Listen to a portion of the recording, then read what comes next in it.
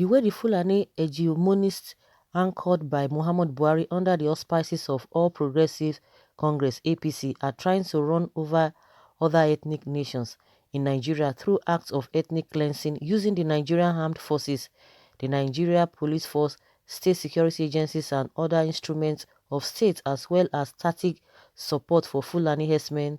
Serial acts of murder, rape is not unprecedented in history. It happened before and it is still happening again. It happened under Adolf Hitler in Germany under the auspices of National Socialist German Workers' Party, just as Muhammad Buhari and his racist party leaders in APC are planning to use Rugas to create space for Fulani men that are never autochthonous to any part of Nigeria. Hitler and his Nazi party used Lebensraum, a German word meaning living space, as official policy to invade other lands, beginning with Poland on September 1st, 1939. After the occupation of Poland in 1939, in swift successions, Denmark fell in April 1940. Norway fell also in April 1940. It was Belgium's turn in May 1940. Within the same month of May 1940, the Netherlands, Luxembourg, and France fell to Hitler and Germany. In April 1949, it was the turn of Yugoslavia and Greece respectively. The German invasion and military occupation of Italy was between September 1943 and April 1945.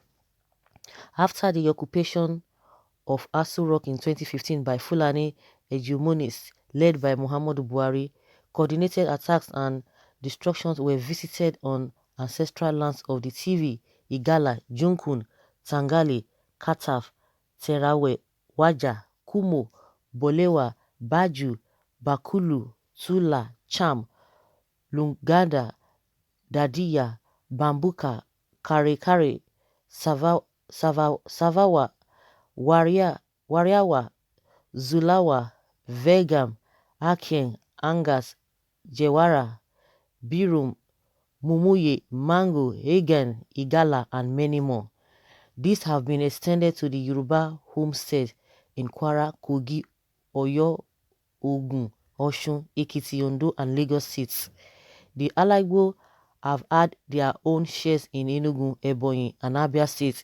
The Edo nation is living in perpetual fear of the Fulani man protected and enabled by the Nigeria Armed Forces, the police and the state security agencies. The Ijaw nation has remained in perpetual war waged against them by the Fulani man and the Nigerian states. As Hitler and his racist army piled up victories across Europe, creating the so-called Lebensraum, the living space for the Germans, like Buhari is using the Nigerian Armed Forces to create Ruga among other methods. Patriotic citizens of the invaded lands began to organize resistance as it has begun, a bit more lackadaisically across the geopolitical or geographical delineation called Nigeria. The resistance against the Fulani domination of the Yoruba nations and other ethnic nations in Nigeria has just started. It would blossom in the coming months, as it happened in Luxembourg and Poland, where the Germanization of institutions, power control centers, frontal cultural wars were unleashed against the owners of the land. It is happening in Yoruba land too.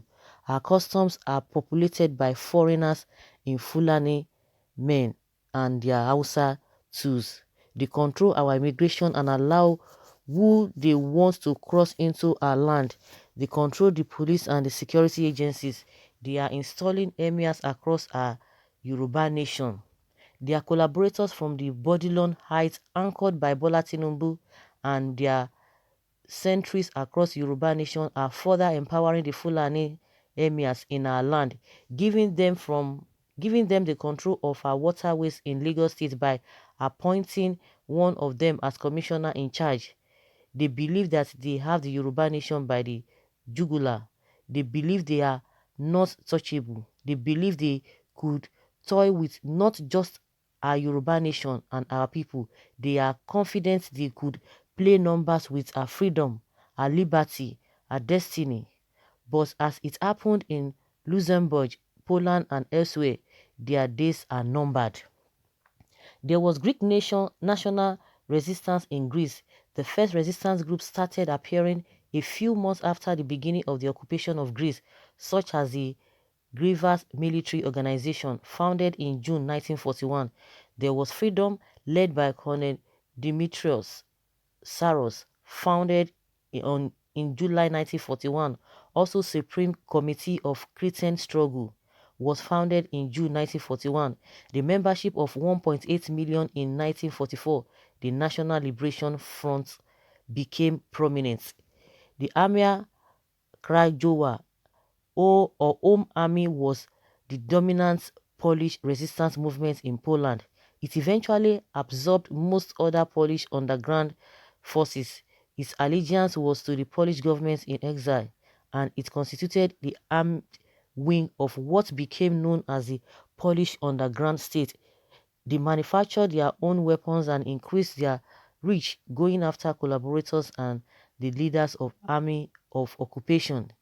There was La Resistance in France, which consisted of the Gaullist movement anchored by Charles de Gaulle and National Council of Resistance, which was a conglomerate of leaders of all separate and fragmented resistance organizations gathered and coordinated by Jean Moulin.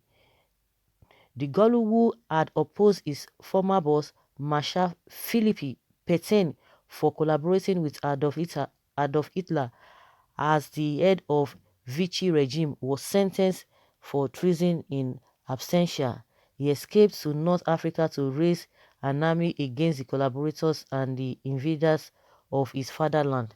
In Norway, there was Miller, which started out as a small sabotage unit and ended up building a full military force in time for the liberation. There was also Company Lynch, a special operations unit that specialized in coastal insertions and combats. In Yugoslavia, we had the Royal Chetins and more enduring partisans who were ideological communists. The first communist military resistance unit, the Sisak Brigade, was established in the Brezovika forest near Sisak. Within Belgium, resistance was fragmented between many separate organizations divided by region and political stances. The resistance included both men and women from both Walloon and Flemish parts of the country. Aside from sabotage of military infrastructure in the country and assassinations of collaborators, these groups also published large numbers of underground newspapers. There were three large groups in Belgium. Group G, as an example, from an organization which was stimulated by the British sabotage service. The Partisani, as the armed branch from the Kommunistische, the Communist Party, and the Geheimleger, or secret army, as exponents from resistance led by former Belgian military personnel. The Italian resistance movement, Resistivia Italiana, or just La Resistenza, is an umbrella term for Italian resistance groups during World War II. It was opposed to the forces of Nazi Germany, as well as Nazi Germany's puppet state local regime, the Italian Social Republic, especially following the German invasion and military occupation in Italy between September 1943 and April 1945. Though the resistance to the fascist Italian government began even prior to World War II, known as partisans or partigiani, the brutal conflict they is took part in is referred to as the Italian Liberation War, when referring to the part they took in the Italian campaign against the Nazi German and the Axis. In all this synoptic rendition of resistance movements, it should be clear to all that in no single situation was there a 100% agreement, a just cause would raise its own soldiers that will fight its battles regardless of the shenanigans of the champions of the status quo.